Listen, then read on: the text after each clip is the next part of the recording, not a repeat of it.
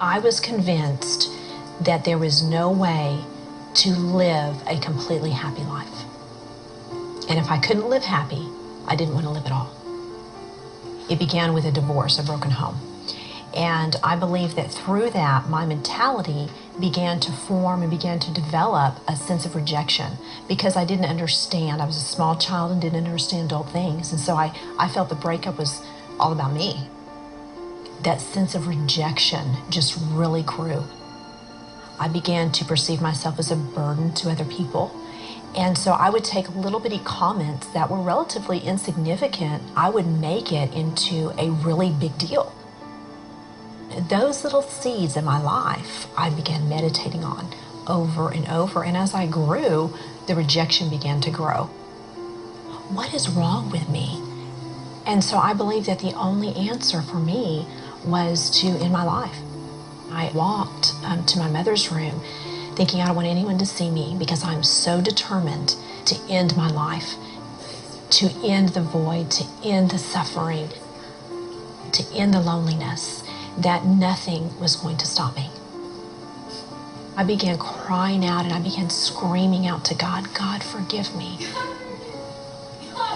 And the gun went off.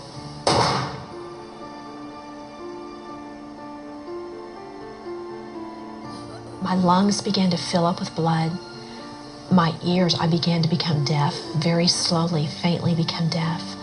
My eyes became blind. My eyes were open and I became blinded, and I knew that death was gripping my soul. And then all of a sudden, I felt myself, my soul, leave my body, and I instantly began falling and falling. And at that moment, I knew I was no longer in control of my destiny. And I ended up in a place that was complete torment. And my body was burning. I no longer was lonely. I was no longer depressed. I became depression. I became loneliness. I became a tormented being of fear. And as I began looking out and I saw all of these other people and everybody was screaming in pain, the mutual thing that everyone shared there was their desire to scream out to everybody on earth, do not come here. Acknowledge that life is about Jesus Christ. Eternity is real, and hell is real, and heaven is real, and how you live your life will determine where you go. And everybody cried out that their loved ones would hear the truth. I saw the hand of God literally come down, and at that moment, I knew that he was coming for me, and his hand picked me up. And instantaneously, I was no longer a being of tormented sin. I now was a being cleansed, and God took me over the heavens. It was beyond peaceful and gorgeous and magnificent. However, I was not allowed to stay, and I was certainly not allowed to see anything specific, but I was able to feel his presence in his entirety. I was able to feel perfect serenity. I was able to feel joy for the first time, complete, whole joy.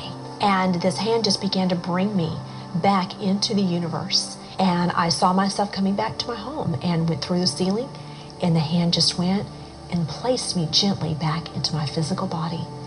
And he went up, and I opened my eyes and I saw him go up. And instantly, I knew at that moment, God loved me.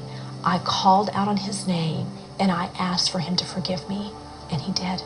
And at that moment, I was given a spiritual strength that I had never known. I was given joy that I had never had.